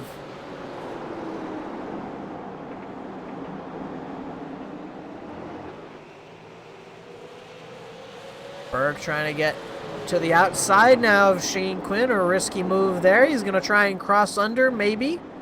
Not going to quite have momentum. I don't think the 21 wants to push it too hard at this point. Currently in 10th. And a good number of positions ahead from championship points rival John Breitzman at the moment. Yes, 7 cars separating Berg and Breitzman right now. So Berg, despite the damage, knowing what Breitzman's dealing with, I think he's just keen to kind of just follow suit and maybe just try to write this one out, knowing that mainly from here on, he really just has to keep finishing in front of the 46. And every time, though, it gets a little scary once, whether it be a checkup or... Well, that 48 got the wall pretty good behind the 21, but... Whether it be a checkup or him trying to just get out of the way, always got to wonder as he gets a little loose off corner exit, how hard he's pushing it at the moment. And the 80 of James Paulson tries ringing around the top just ahead of them, around the 7. And the 29 of Shane Quinn almost gets the nose underneath the 80 of James Paulson. Corner exit, not able to hold it. Shane Quinn is determined to try to make that inside lane work. Meanwhile, speaking of inside, Travis McKinney was peaking really low on Jason Berg there. McKinney might be thinking about making a move now. I'm in a great position at the moment. 40 laps to go as the leaders cross the line.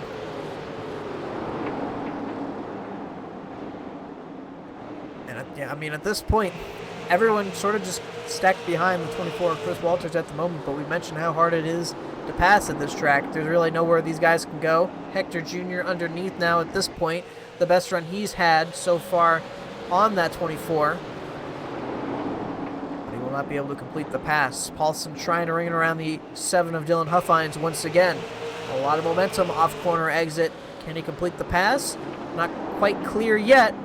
And we'll have him cleared out of 2 now. Great move on the outside by James Paulson. Now he sets his sights on the 82 of Hector. We'll see if the Martinsville winner can get up there and get in front of him. Shane Quinn trying his luck now at Dylan. Around that outside. Almost a little contact there. A bit more of a checkup there.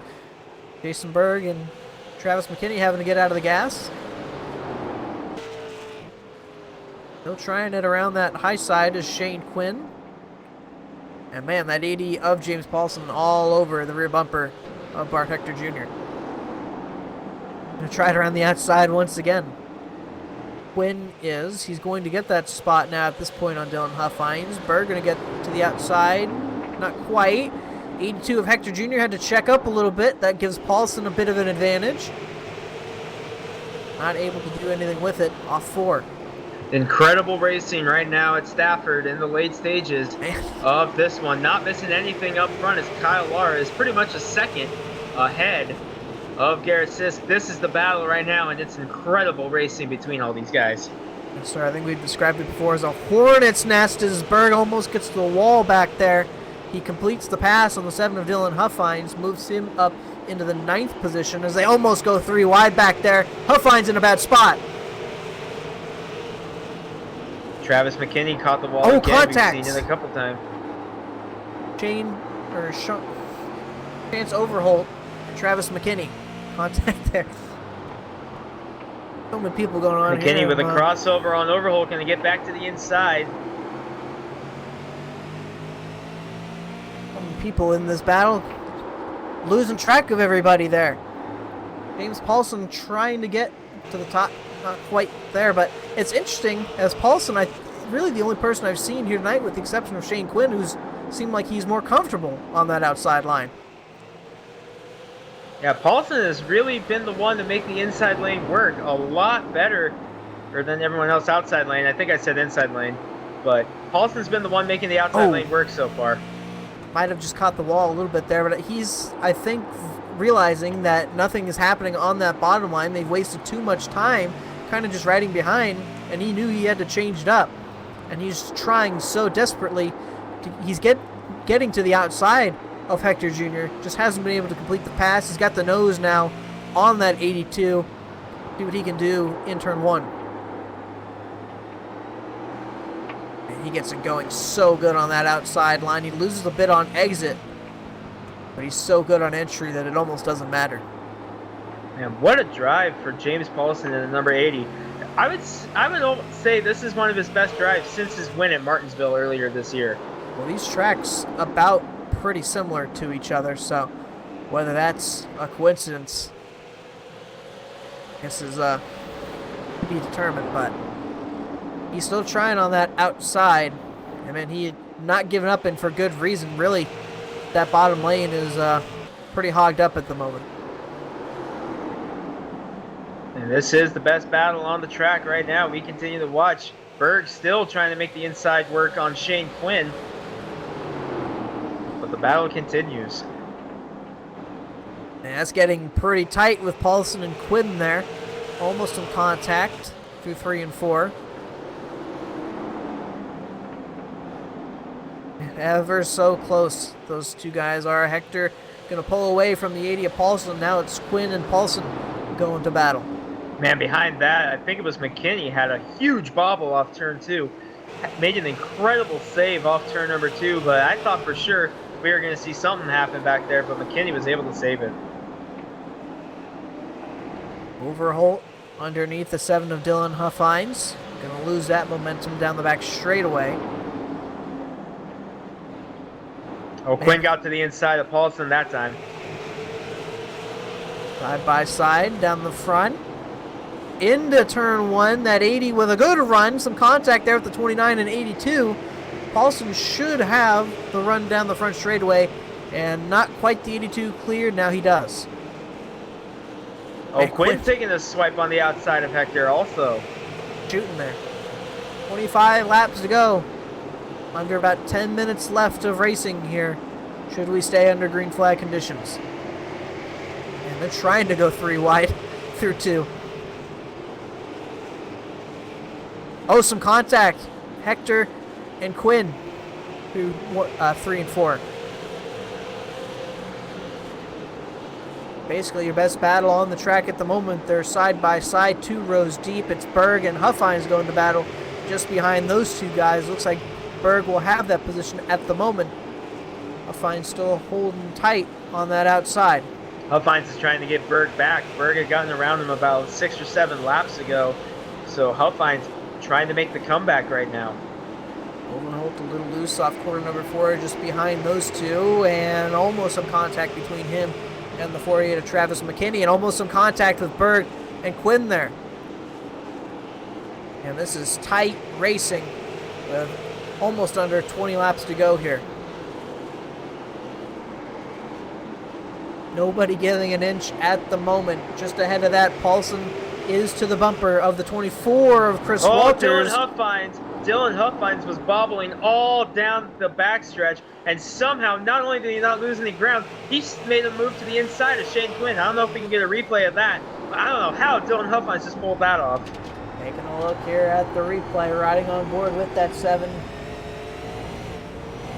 Man, never stopped driving it and sent it into turn 3. That's the second incredible save Dylan Huffines has had today. And now the 80 did get by the 24, and now the 24 of Chris Walters on that high side. Yeah, getting freight Chris trained. Walters is just getting freight trained right now. Hector and Berg get around here. Oh, contact finally with the 48 and the 62. Oh, Walters as well.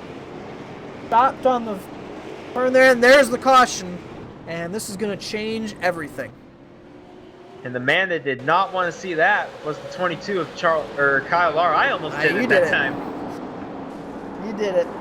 And yeah. Man, I tell you what, though, they were racing so hard, I think that was just about inevitable for that to happen. But, man, that was some incredible racing we saw there. I think we're setting up for even more. That battle went for, I guess, I would have to guess probably close to 50 laps as you see the contact between Overholt and Berg, but I would have to say that was close to 50 laps of racing like that.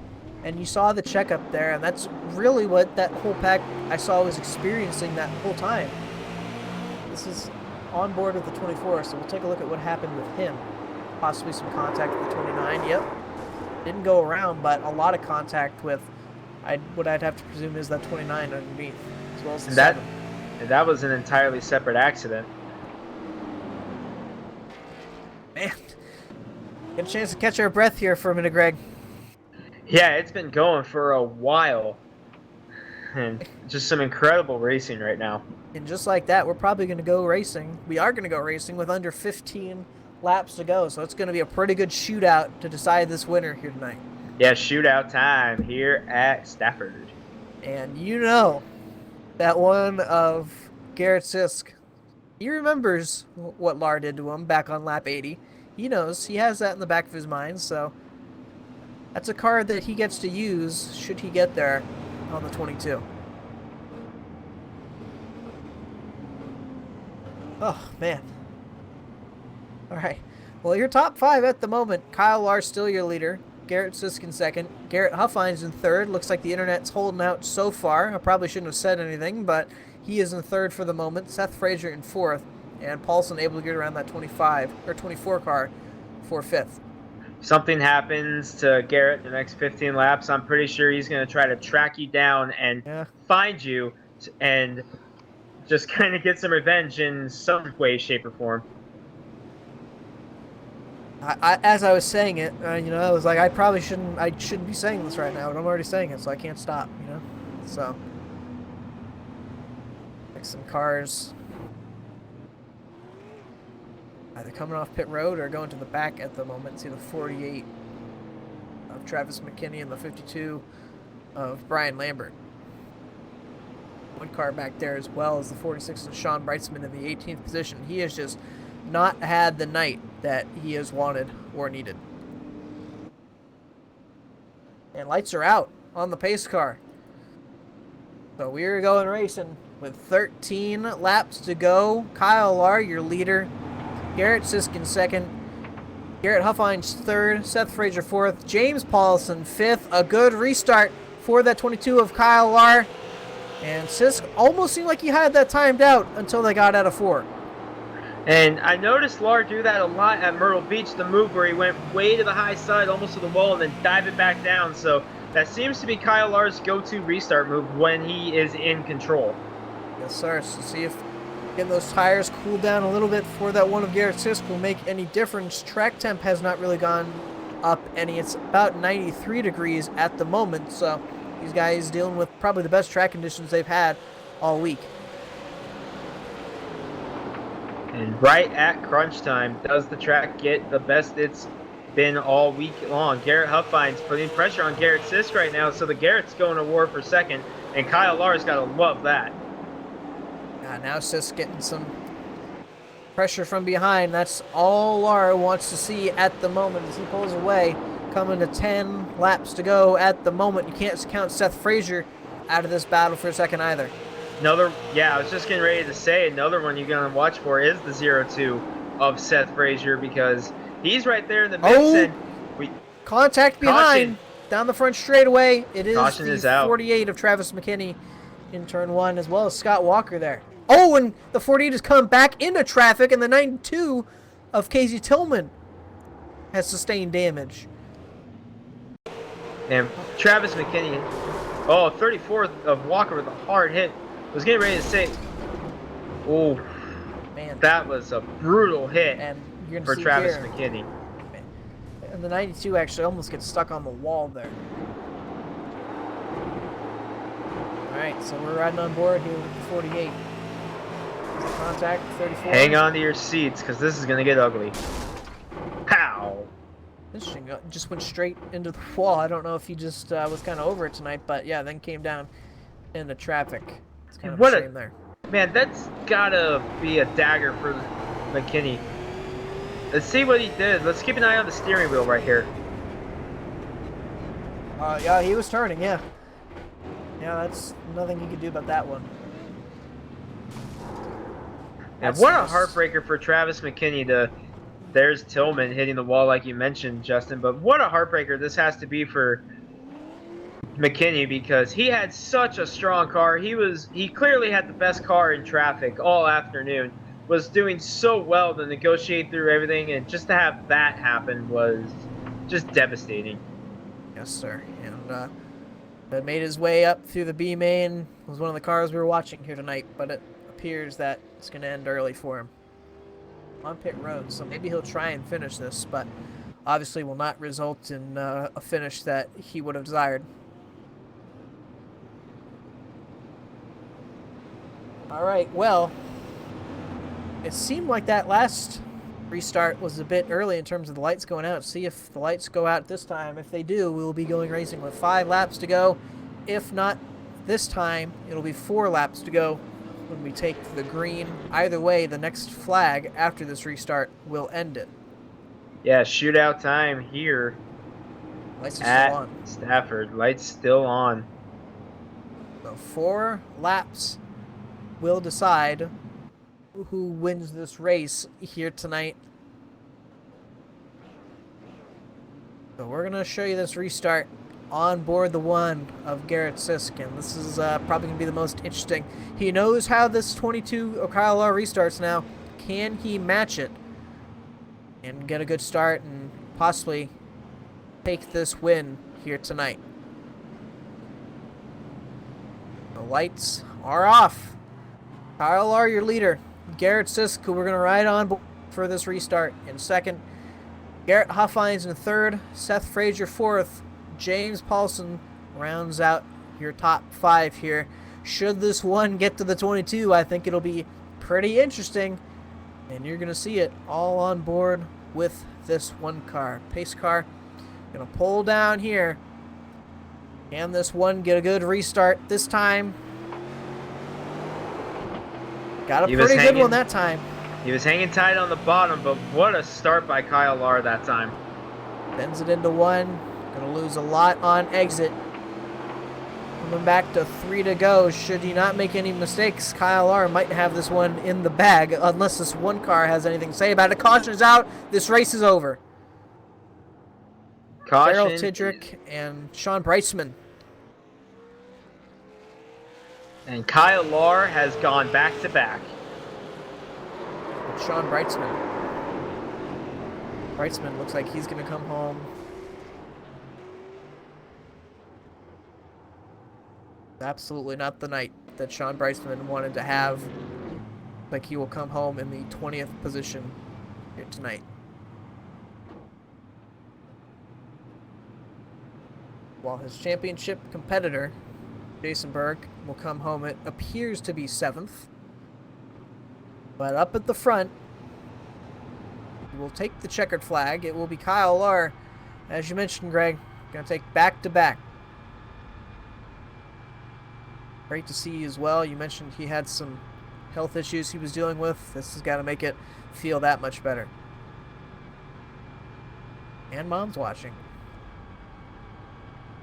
So definitely got to feel good. And man, Justin, talked about it a little bit earlier. Is there a hotter driver on the tour than Kyle Lahr right now? I tell you what, man, he just broke into the scene.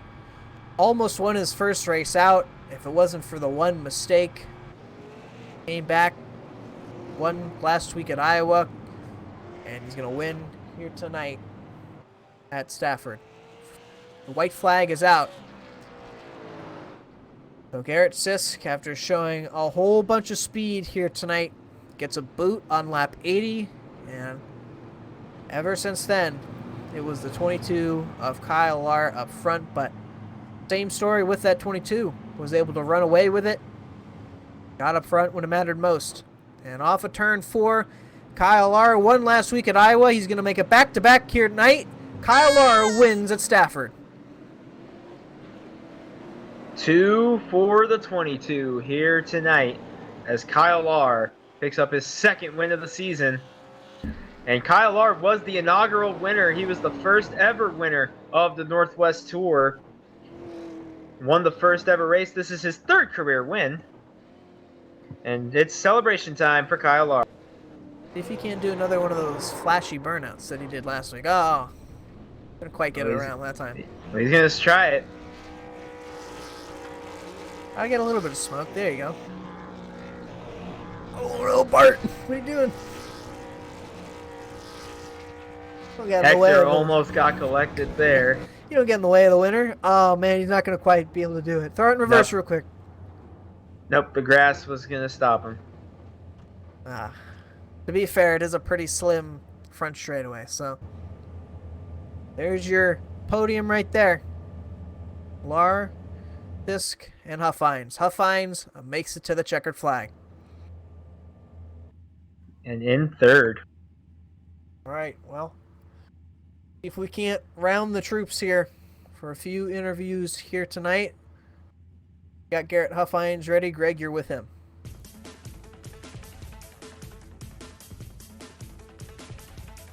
Garrett Huffines, Greg Rents in the tower. Got a copy.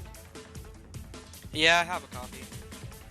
Hey, Garrett, man, the connection issues finally seem to be resolved, and it pays off big time. A podium here tonight. Yeah, it was actually a really tough race. It was really hard to control the car. All right, Garrett, you were battling it out with the other Garrett there in the late stages of that one. Looked like if that race may have gone green, you may have been able to get up there and mix for second, but just late race caution. But that's got to feel good for you to get back on the podium here. Yeah, I just didn't have the luck all year. I think I definitely could have got by Garrett. It seemed like he was having a hard time in the middle at the end of the race, and that's how I caught Seth. I worked on my middle really hard. All right, Garrett, we'll let you go celebrate the third place, but real quick, do you have anyone you want to give a shout out to? Thanks Seth and BJ for making the tour good as it is, and thanks for everyone racing good. All right, congratulations on the third place. Garrett Huffines, number 42. All right, see if we can't bring up second place here tonight. Garrett Sisk, Justin Kolb in the booth. You got a copy? I sure do. All right, well, a very strong performance for you here tonight. Unfortunately, a bump at lap 80 kind of sent you backwards, and that 22 kind of ran away from there. Yeah, I think he would have had a little bit of a tougher time getting around me than what he did. I wasn't thrilled about the bump, but in the long run, I kind of burned off the right front a little bit, and he was a little bit faster, so I think he would have got around me no matter what. I gotta ask, that last restart, did you think you had anything for him? So the second to last restart, we started up high against the wall, and I just couldn't make anything happen. So I decided that I was gonna come down a little bit lower, down through 3 and 4, and see if I can get a better jump. And it just didn't happen. And I was hoping that we could go down into turn 1. It seemed like it took a lap or two to get the tires back up to temperature, and I was hoping that he would go down in turn 1 a little bit hot and just slide up the track and make it a little bit easy for me, but it just didn't happen. He ran a great race. All right, well, overall, a great night here for you. A strong performance. Anybody you have to thank for that performance? Yeah, I got to thank my girlfriend for letting me race, and that's about it. All right, well, congratulations here tonight on the second place finish, and we wish you the best of luck next week at Phoenix. Awesome, thank you. All right, Greg, I believe you've caught up with a winner. Kyle Lahr, Greg ran to the tower. Got a copy. Back to back, my friend. What an effort that was for you in that 22. And tell us about that one, because you had to battle late with Garrett Sisk. Yeah, hold on. It was kind of hard getting around him. I would go to the inside, he'd kind of come down and kind of bumped him and got him loose. So I just backed off and was able to like duck into the low line and somehow get around him. All right, man. Tell us about that, just the run overall, because you, just like last week at Iowa, you were kind of biding your time, taking patience, and once again, Jason Berg gets collected in something, and right after that, you just decided it was go time, because right there, it was off to the races. Yeah, I knew I had a fast car as soon as I get the lead, and I know I could check out again. I just want to also thank Joe's for believing me in this year, and BJ and Seth Fraser, and my mom and my dad and my girlfriend, our fiance and brother, and this you guys for everything. All right, Kyle, we'll let you go celebrate back-to-back wins for you. Congratulations. Yeah, I'm going to go for back-to-back-to-back wins next race. All right, so Kyle Lahr calling his shot, back-to-back wins, and Justin, he was hungry for 3 in a row. Yes, sir, he was. And, man, once he got up front, again, Garrett Sisk wasn't too happy about that bump, but kind of what you had to do at this track wasn't a whole lot.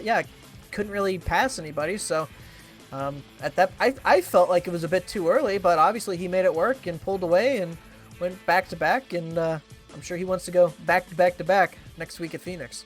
And he just called his shot. Let's take a look at the results. Getting the win is Kyle Lahr in the number 22 back-to-back wins. Garrett Sisk and Garrett Huffines, a couple of Garretts, round out the podium. Seth Fraser and James Paulson round out the top 5. Bart Hector Jr. comes home in the 6th position. Jason Berg, a much better night tonight, in 7th. Dylan Huffines in 8th. Christopher Heim in 9th. And Matt Hackathorn rounds out the top 10. So top 10 for Hackathorn after the adventure through the rest of the race. Chris Walters in the 24 comes home in 11th. BJ Tidrick in 12th. Shane Quinn, Scott Walker, and Brian Lambert round out the top 15. Daniel Massey is going to come home in the 16th position. Chance Overholt in 17th. Casey Tillman 18th. Daryl Tidrick 19th. And Sean Brightsman, a night that he would like to forget, comes home in 20th. And rounding out the field, Travis McKinney, the 48 man. What a heartbreak for him. Scott Mann, Devin Petty, and Brad Morrison. That was a heartbreaker for Brad Morrison. They didn't even get to turn a lap here tonight. Well, overall though, Greg, fantastic racing here tonight, and I'm sure we're going to see a lot more of it next week at Phoenix. Yeah, I'm sure. The Northwest Tour throwback 2 weeks from tonight at the old Phoenix, not the new Phoenix. We're going to the old Phoenix, the original Phoenix. I don't think I can tell you the last time I've been to the new Phoenix on a broadcast. 3 wide, it was the old Phoenix, and going back there, so should be fun. No dog leg there, so it's going to be a fun race, and I believe one of the last quote-unquote big tracks that we're going to go to here on the Northwest Tour schedule. So we look forward to that. We'll see you in 2 weeks' time out in the desert. For Carlos Costa and Greg Rentz, I'm Justin Cole. We thank you for watching here tonight. Congratulations to Kyle R, and we'll see you in the desert 2 weeks' time.